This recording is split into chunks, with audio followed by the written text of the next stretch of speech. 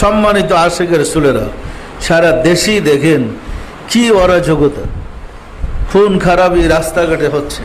প্রতিদিন পত্রিকার পাতা খুলে দেখেন কত খুন, কিন্তু কোথাও আমাদের কোনো জাকের রাস্তাঘাটে খুন হয়েছে এমন ঘটনা আছে? মানে রাস্তাঘাটে অত্যাচারিত হচ্ছে এমন কোনো ঘটনা আছে? আল্লাহ কি হেফাজত করতেছে না করে নাই? সুতরাং মহব্বতের সাথে তরিকার কাজ করেন, যদি করেন উপকার নিজেদেরই হবে, শান্তি নিজেরই। ওয়ানুসাল্লি আলা রাসূলিল কারীম, আম্মা বাদ। সম্মানিত আশিক রাসূলেরা, মানুষের জন্ম থেকে মৃত্যু পর্যন্ত যে জীবন, সেই জীবনটার জন্যই মানুষকে আল্লাহর কাছে কৈফিয়ত দিতে হবে। জীবন বলতে নফস এবং রুহু একত্রিত অবস্থানের সময়কে বলে। বিভিন্ন পণ্ডিতগণ জীবনের বিভিন্ন ব্যাখ্যা দিলেও জীবনের ব্যাখ্যা উহাকে বোঝায় নফস এবং রুহু একত্রিত অবস্থানের সময়। নফস এবং রুহু যতটুকু সময় একত্রিত অবস্থান করে উহাই মানব জীবন। নফস রুহু একত্রিত অবস্থান করার মাঝে আল্লাহর ইচ্ছায় চেষ্টা করলে একজন মানুষের পক্ষে সাধনা করে আল্লাহকে পাওয়া সম্ভব, আল্লাহর চরিত্রে চরিত্রবান হওয়া সম্ভব এবং আল্লাহর রহস্য জগতের সমস্ত রহস্য সম্বন্ধে অবগত হওয়া সম্ভব। পাশাপাশি এই জীবনটাকে যদি শয়তানের প্ররোচনায় ব্যয় করে তাহলে আল্লাহ থেকে দূরে, বহু দূরে সরে যাওয়া সম্ভব। এখন আমাদের যে মানব জীবন, প্রশ্ন হচ্ছে মানব জীবনটা যদি আমরা আল্লাহর পথে ব্যয় করতে পারি তখন হব আমরা পরিপূর্ণ মানুষ। আর যদি আল্লাহর ইচ্ছায় বিপক্ষে, ইচ্ছার বিরুদ্ধে ব্যয় করি, আমরাই হব অভিশপ্ত, লাঞ্ছিত এবং অপমানিত। অশান্ত বিশ্বকে শান্তিতে বসবাস করে দেওয়ার জন্যে মহান রব্বুল আলামিন দয়া করে যুগে যুগে অসংখ্য শান্তির দূত প্রেরণ করে থাকেন। শান্তির দূত কোনো আসমানি কিতাব নয়, শান্তির দূত হচ্ছে আল্লাহর প্রেরিত মহামানবগণ। সম্মানিত আশিক রাসূলেরা, সৃষ্টির শুরু থেকে অদ্যাবধি যারাই শান্তির রাস্তা খুঁজে পেয়েছে তারা শান্তির দূতের সংস্পর্শে গিয়ে শান্তির রাস্তা খুঁজে পেয়েছে এবং আল্লাহকে পেয়েছে। আর যারা শান্তির দূতদের সাথে বিরোধিতা করেছে তারাই আল্লাহর কোপানলে পরে ধ্বংস হয়েছে, গজবে গ্রেফতার হয়েছে এবং তারাই ধ্বংস হয়েছে। সম্মানিত আশিক রাসূলেরা, শান্তির দূতদের অনুসরণের মাধ্যমেই মানুষের ব্যক্তি জীবনে, সামাজিক জীবনে শান্তি আসা সম্ভব। কি বলেন? সম্ভব না সম্ভব না? তাহলে শান্তি পেতে হলে শান্তির দূতদের কাছে যেতে হবে। শান্তির দূতদের মত পথ অনুসরণের মাধ্যমেই আপনার পক্ষে ব্যক্তি জীবনে, পারিবারিক জীবনে শান্তি লাভ করা সম্ভব। শান্তির দূতদের বিরোধিতা করে সমাজে ইসলাম কায়েম করা যায় না। ইসলামের শান্তি বাস্তবে উপলব্ধি করা যায় না। ইসলামের বাস্তবতা উপলব্ধি করতে হলে শান্তির দূতদের অনুসরণ, অনুকরণ করতে হবে। আর এই শিক্ষাই দিয়েছেন মহান রব্বুল আলামিন। প্রশ্ন হচ্ছে, রব্বুল আলামিন শান্তির দূত প্রেরণ করার পরেও, বারবার ঘোষণা করার পরেও শান্তির দূতদের বিরোধিতা করে আমরা সমাজে বিভিন্ন মতবাদ প্রতিষ্ঠা করে শান্তি খুঁজছি, ফলে অশান্তির আগুন আরও জ্বলছে। বিশ্বে শান্তি প্রতিষ্ঠা করতে হলে শান্তির দূতদের অনুসরণ করা লাগবে। লাগবে না লাগবে না? সম্মানিত আশিক রাসূলেরা, বিশ্বে যদিও 120 কোটি 30 কোটি মুসলমান। মুসলমানদের মধ্যে জ্ঞানী গুণী সুধীজনের বক্তব্য হচ্ছে কোরআন হাদিস মতো চললেই তো হয়, নামাজ পড়বো, রোজা করবো, কোরআন হাদিস মতো চলবো, আবার শান্তিদূত ওলি আল্লাহদের মত পথ অনুসরণ করতে হবে কেন? এটা কিন্তু অধিকাংশ লোকের প্রশ্ন। কি বলেন? অধিকাংশ লোকের প্রশ্ন। মা বাবাই তো বড় পীর, মা বাপ থাকতে আবার মুর্শেদ বা পীরের দরকার কি? বলে না বলে না? অধিকাংশ লোকের প্রশ্ন যে মাজারের কাছে যাওয়ার দরকার কি? মাজার কি করতে পারে? আসলে গোটা প্রশ্নগুলা খুঁজলে দেখা যাবে যে পিছন থেকে কে বা কারা এই অশান্তির বিশ্বকে শান্তি সরাই দেওয়ার জন্যে, অশান্ত করার জন্যে, মুসলিম জাতির শান্তিটা বিনষ্ট করে দেওয়ার জন্যে পিছনে কারা যে কলকাঠি লাগতেছে, এটা পিছনে কেউ কাজ করতেছে বোঝা যায়। বোঝা যায় না? বোঝা যায় না। যেমন দেখেন, আপনারা কলেজে পড়তে চান, তখন দেখবেন পড়ার পাঠশালার পাশাপাশি আরও কিছু বই আছে। হুজুর কেবলা, কলেজে হুজুর কেবলা পড়ায়, জানেন আপনারা? হুজুর কেবলা একটা পাঠ্য বই পড়ায়, আরেকটা বই আছে লাল সালু, এরকম আরেকটা কি বই যেন আছে, এরকম 3-4টা বই আছে যে পাঠের মধ্যে পড়ানো হচ্ছে ওলি আল্লাহদের বিরুদ্ধে, কটাক্ষ করে, বিদ্রুপ করে, মানুষ যেন কোনো ওলি আল্লাহদের সংস্পর্শে না যায়। পাশাপাশি আমাদের সমাজের যত মসজিদের ইমাম আছে, আলেম উলামা আছে, হুজুর আছে, তারাও ওলি আল্লাহর বিরুদ্ধে, মাজারের বিরুদ্ধে একদম একদর্শে মশলা ঝাড়তেই থাকে, ফতোয়া দিতেই থাকে। সত্য না মিথ্যা বলেন? এখন ওলি আল্লাহ এবং মাজার এতই খারাপ যে এদের বিরুদ্ধে সমাজের দ্বারা ধর্ম প্রচার করে, সমাজের যারা নেতৃস্থানীয় এবং পাঠশালাগুলোর মধ্যে যারা বইপত্র পড়ায়, সবাই যে উঠে পড়ে লাগলো, কারণ কি? তাহলে আল্লাহর জগতে শান্তি বিনষ্ট করার জন্য যারা চেষ্টা করতেছে, এরা কি শান্তি প্রতিষ্ঠা করতে পেরেছে? পারছে? সম্মানিত আশিকের রাসূলেরা যে মাজারের বিরুদ্ধে, আউলিয়া কিরামদের বিরুদ্ধে এবং পীর মাশায়েখদের বিরুদ্ধে আলোচনা হচ্ছে, অপপ্রচার করা হচ্ছে, এর পিছনে নিশ্চয়ই কেহ না কেহ কাজ করতেছে। গভীরভাবে তালাশ করলে দেখা যাবে যারা মুসলিম জাতিকে শান্তিতে বসবাস করার সুযোগ দিতে চায় না, মুসলিম জাতিকে যারা ধ্বংস করতে চাচ্ছে, মূলত তারাই আউলিয়া কিরামদের বিরোধিতা করেছে। সত্য না মিথ্যা বলেন তো? সম্মানিত আশিকের রাসূলুল্লাহ বিভিন্ন অজুহাত দেখাইয়া মুসলমানদেরকে ধ্বংস করা যাদের উদ্দেশ্য, মূলত তারাই আউলিয়াদের বিরোধিতা করেছে, তারাই আউলিয়াদের বিরুদ্ধে প্রপাগান্ডা করেছে, যেন মানুষ আউলিয়াদের কাছে গিয়ে শান্তির চরিত্র ধারণ করতে না পারে। সম্মানিত আশিকের রাসূলুল্লাহ ফুটবলে যেমন এক প্লেয়ারের পা থেকে কিক মেরে আরেক প্লেয়ারের পায়ে, দুই দিক থেকে প্লেয়াররা ফুটবলকে নিয়ে খেলাইতে থাকে, মুসলমানদেরকে নিয়ে বিশ্ব এইভাবে খেলাইতেছে। কি বলেন? ফুটবল বানায় মুসলমান জাতিকে নিয়ে খেলা হচ্ছে, বুঝতে পারেন? বোঝা যাচ্ছে না যায় নাই? এর দিন টুইন টাওয়ার ভাঙিয়া ফেলাইছে মুসলমানরা। শেষ পর্যন্ত এত কিছু, একটা দেশের স্বাধীনতা ধ্বংস হয়ে গেল, দেখতে দেখতে পরাধীন হয়ে গেল, আবার ওই দেশ থেকে রিপোর্ট বেরোলো যে সাদ্দাম জড়িত ছিল না। তো প্রমাণ পাওয়া গেল, পরীক্ষা নিরীক্ষা করে বোঝা গেল সাদ্দাম জড়িত ছিল না, দেশটা ধ্বংস হইল কেন? হাজার হাজার লক্ষ লক্ষ মুসলমানকে নির্বিচারে হত্যা করা হইল কেন? জড়িত ছাড়াই হত্যা, আর জড়িত থাকলে কি করা হইতো? আমরা কি বুঝতে পারতেছি যে মুসলমানদেরকে ফুটবল বানায়া প্লেয়াররা এক পা থেকে আরেক পা লাত মারছে? এটা কি আমাদের বুঝে আসছে না? আসে নাই? সম্মানিত আশিকের রাসূলুল্লাহ এইভাবে মুসলিম জাতিকে নিয়ে খেলা হচ্ছে।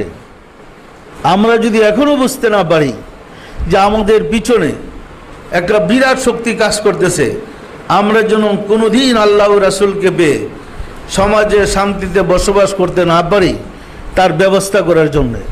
সত্য না মিথ্যা বলেন তো? বিশ্বাস হয় আপনাদের? আর তাদের ইঙ্গিতেই আউলিয়া কিরামদের বিরুদ্ধে, পীর মাশাইখদের বিরুদ্ধে, মাজারের বিরুদ্ধে বলা হচ্ছে। যারা মাজারের বিরুদ্ধে বলে, আউলিয়া কিরামদের বিরুদ্ধে বলে, পীর মাশাইখদের বিরুদ্ধে আলোচনা করে, তারা কিন্তু তাজারি এজেন্ট। বুঝেই করুক অথবা না বুঝেই করুক, পরিষ্কার না? পরিষ্কার না? সম্মানিত আশিকের রাসূলেরা, ওলি আল্লাহ সম্বন্ধে কোরআনে 84টা আয়াত আসছে। ওলি আল্লাহরা যদি খারাপ হয়, আল্লাহ এই ওলি আল্লাহদের সম্বন্ধে বললেন কেন? ওলি আল্লাহদের শিক্ষা বিধানের উপরে কোরআনে অসংখ্য আয়াত নাযিল হয়েছে। সম্মানিত আশিকের রাসূলেরা, আউলিয়া কিরামদের শিক্ষা ছেড়ে দেওয়ার কারণেই আমরা মানুষের হাতের পুতুল, খেলার বল হয়ে পড়েছি। ফলে আমরা আমাদেরকে নিয়েই বিজাতিরা খেলা করছে। আপনাদের বিশ্বাস হয়? এই পরিস্থিতিতে আমরা যদি সত্যিকার শান্তি ব্যক্তি জীবনে, পারিবারিক জীবনে উপলব্ধি করতে চাই, তাহলে আমাদের আসতে হবে শান্তির পথে। আর শান্তির পথ পেতে হলে অনুসরণ করতে হবে শান্তির দূতদের। শান্তির দূতদের অনুসরণের মাধ্যমেই শান্তি লাভ করা সম্ভব। সম্ভব না? সম্ভব না? সম্মানিত আশিকের রাসূলেরা, শান্তির দূতদের অনুসরণ করা প্রসঙ্গে মহান রাব্বুল আলামিন দয়া করে নিজেই কোরআনে ঘোষণা করেছেন, ওয়ামাই ইউদলিল ফালাম তাজিদ লাহু ওয়ালিয়াম মুরশিদা। আমি যাকে বিপদগামী করে দিয়েছি তার ভাগ্যে কোনো মুর্শিদ নাই। যে পথভ্রষ্ট, সে কোনো মুর্শিদ, কোনো পথ প্রদর্শক জীবনে পাবে না। আর যে আল্লাহর বন্ধু ওলি আল্লাহকে পথ প্রদর্শক হিসাবে পাবে না, সে হবে বিপদগামী। সম্মানিত আশিকের রাসূলেরা, আল্লাহ বলতে কিছু আছে নাকি? জগতে, সৃষ্টিতে আল্লাহ বলতে কিছু আছে? যদি থাকে, যিনি কুল কায়নাত সৃষ্টি করছেন, এমন কোনো মালিক যদি থাকে, তাকে পাওয়ার পথও আছে। এবং তাকে পাওয়ার পথ বাতলে দেওয়ার জন্যে, শিক্ষা দেওয়ার জন্যে আদম থেকে শুরু করে অসংখ্য নবী, অসংখ্য রাসূল জগতে আবির্ভূত হয়েছেন, যারা দুনিয়াতে শিক্ষা দিয়েছেন কিভাবে মহান রাব্বুল আলামিনকে লাভ করা যায়, কিভাবে মহান রাব্বুল আলামিনের চরিত্র লাভ করা যায়, কিভাবে মহান রাব্বুল আলামিনকে পেয়ে পরম শান্তিতে বসবাস করা যায়। আর তাদের রেখে যাওয়া আদর্শ, তাদের দেওয়া পথ, তাদের দেওয়া রাস্তাটাকে বলা হয় তরিকা বা ইসলাম। সম্মানিত আশিকের রাসূলেরা, তাদের মত এবং পথই একমাত্র জগৎবাসীকে পরম শান্তি দিতে সক্ষম। আমরা যদি আল্লাহর দেওয়া বিধান, আল্লাহর মনোনীত মহামানবদের পথ অনুসরণ করে, শান্তির দূতদের অনুসরণ করে চলি, ব্যক্তি জীবনে আমাদের পক্ষে শান্তি পাওয়া সম্ভব। সম্ভব না? সম্ভব না? আর কোনো পথ নাই শান্তি পাওয়ার। শান্তি পেতে হলে শান্তির দূতদের গোলামি করতে হবে। শান্তির দূতদের গোলামি ছাড়া ব্যক্তি জীবনে শান্তি পাওয়ার কোনো সুযোগ নাই। যারা তরিকা করেছেন, যারা আমল করেন, নিজের কলবের সাথে যোগাযোগ করে দেখেন, চরম বিপদে পড়লে, অশান্তির আগুনে জ্বলতে থাকলে শান্তির দূতদের স্মরণের মাধ্যমেই মনের অশান্তি দূর হয়। হয় না? হয় না?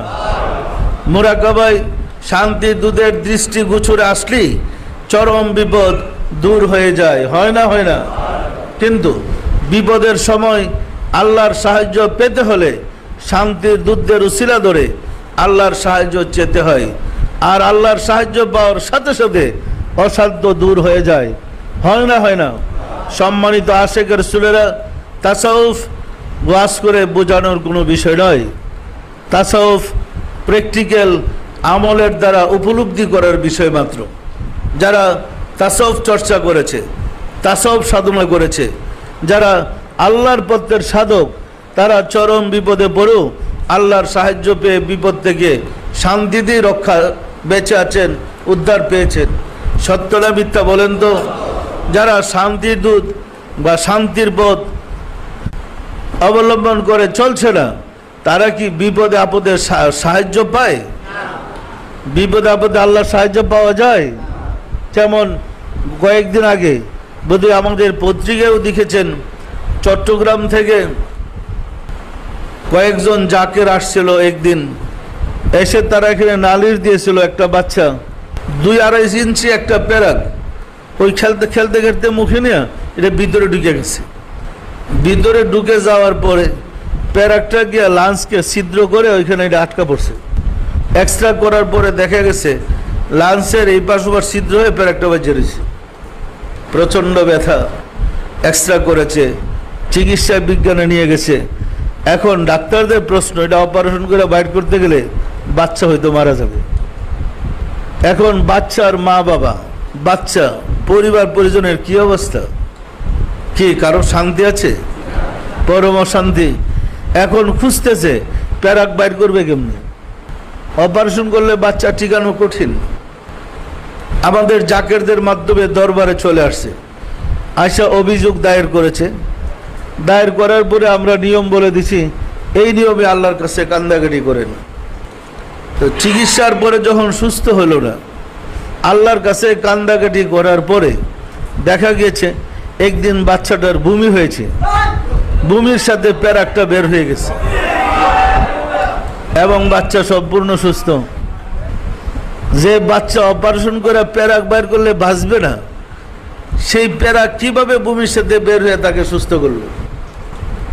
সম্মানিত আশিক রাসূলেরা, এই কাজটা কি আল্লাহ করতে পারে না পারে না? কিছুক্ষণ আগেও একজন মহিলা জাজ ফোন করে আমাকে বলতেছিলেন তার মার ক্যান্সারের কথা। আমাকে টেলিফোনে বলতেছিলেন, জাজ হইল মহিলা, তো ওই সুলভ চরিত্রে কান্নাকাটি বাবা বাবা করতেছে, বুদ্ধি আসছে মনে হয় আজকে। উনি বলতেছিলেন যে মনের যে অশান্তি ছিল তার মার ক্যান্সার হওয়ার পরে, যোগাযোগ করার পরে সে মনের অশান্তি দূর হয়ে গেছে, এখন তার কষ্ট কমে গেছে। এখন ক্যান্সারের রোগীর যে যন্ত্রণা কষ্ট, এটা কিন্তু ডাক্তার কমাইতে পারে না। কি কমাবার কোনো ব্যবস্থা আছে? তা আমি পরামর্শ দিয়ে দিছিলাম, যখন ওই রোগীর অসুবিধা হয় তার কাছে একটা ক্যাসেট লাগাই দিবেন মিলাদের, একটা মানত করেন আর মিলাদরা চালাইতে থাকেন। জানাইলেন যে তার মা মোটামুটি ওই মনের যে অশান্তি বা কষ্ট ছিল, আল্লাহ দয়া করে সেটা কমাই দিছে, এখন এই কষ্টটা নেই। সম্মানিত আশিক রাসূলেরা, আমরা যদি ঠিক মতো প্রত্যেকটা তরিকার নিয়ম কানুন পালন করে যাই, তাহলে আমরা যে আল্লাহর সাহায্য পাই বা পেয়ে আছি, এটা সত্য না মিথ্যা বলেন? গতকালকেই বোধহয় এক লোক আমার কাছে নিয়ে আসছে,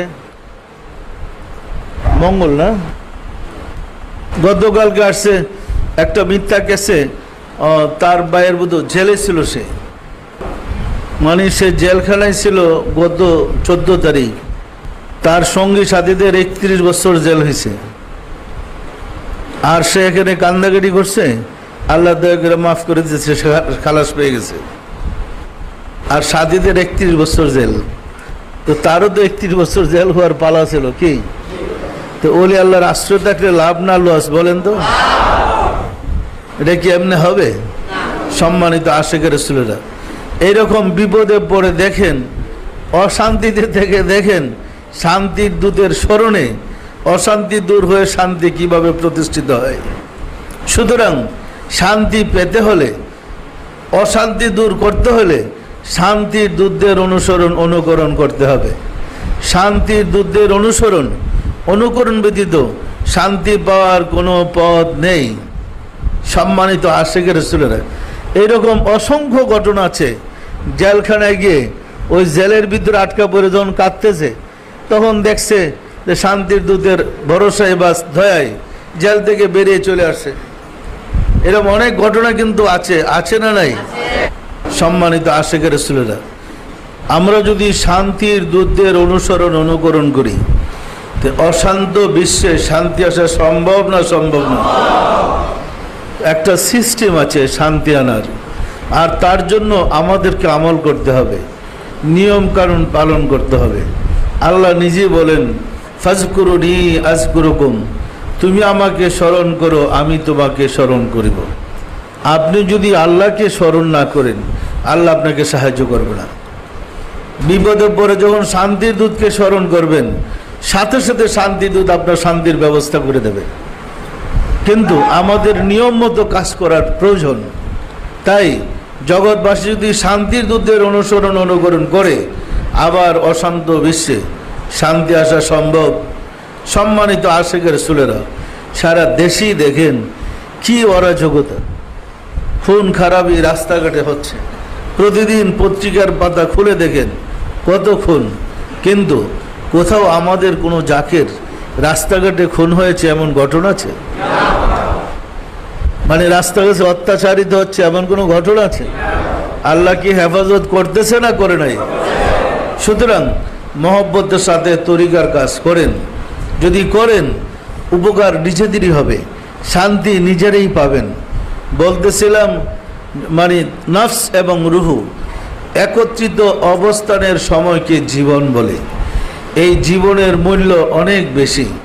এই জীবনেই কেউ সাধনা করে আল্লাহওয়ালা হয়ে যায়, আর এই জীবনেই কেউ আল্লাহর নাফরমানি করে ধ্বংস হয়ে যায়। আমরা যদি হায়াতে জিন্দগিটাকে, আমরা যদি আমাদের এই জীবনটাকে মানে সৎ পথে ব্যবহার করতে পারি, আমরা আল্লাহর প্রতিনিধির মর্যাদা লাভ করব, আল্লাহওয়ালা হব। আর যদি অসৎ পথে পরিচালিত করি, আমরা তো বেঁচে থাকতে পারবই না, বরং ধ্বংস হয়ে যাব। সত্য না মিথ্যা বলেন? তা আমাদের স্বল্প সময়ের জীবনটাকে মানে নফস এবং রুহু একত্রিত থাকার সময়টাকে সঠিকভাবে যদি আমরা ব্যবহার করতে পারি, আমরা কিন্তু গিনার হয়ে যাব, আমরা লাভবান হব। আর যদি সঠিকভাবে ব্যবহার করতে না পারি, আমরা ধ্বংস হয়ে যাব। ক্ষণিকের দুনিয়ায় যারা নফস রুহকে একত্রিত রেখে আল্লাহকে স্বীকার করতে সক্ষম হয়েছে, তারাই হয়েছে আল্লাহওয়ালা। আর যারা আল্লাহকে স্বীকার করতে পারে নাই, তারাই ধ্বংস হয়ে গেছে বা গজবে গ্রেফতার হয়েছে। তাই আজকের দিনে আমাদের সবার শপথ হওয়া উচিত যে আমরা আল্লাহকে পেতে চাই। আমরা কি আল্লাহকে পেতে চাই না? আল্লাহকে পেতে হলে আল্লাহর হাবিবের অনুসরণ করতে হবে, শান্তির দূতদের অনুসরণ করতে হবে। তাই আসুন আমরা প্রত্যেক কাজের ফাঁকে ফাঁকে অন্তত মিলাদের মাধ্যমে রাসূলকে স্মরণ করি, মিলাদ দিয়ে রাসূলের মহব্বত বা রহমত বরকত হাসিল করি। আমিন। আউযু বিল্লাহি মিনাশ শাইতানির রাজীম। বিসমিল্লাহির রহমানির রহিম। আস্তাগফিরুল্লাহ রাব্বি মিন কুল্লি জামবে ওয়া আতুবু ইলাইহি। আয় আল্লাহ, জীবনভর নফসের খাহেশে শয়তানের ফেরেবে যত প্রকার গুনাহ করিয়াছে, সমস্ত গুনাহ হইতে তোমার নিকট তওবা করিতেছে। আয় আল্লাহ, দয়া করিয়া আমার তওবা কবুল করো, আমার গুনাহ মাফ করো। লা ইলাহা ইল্লাল্লাহু মুহাম্মাদুর রাসূলুল্লাহ।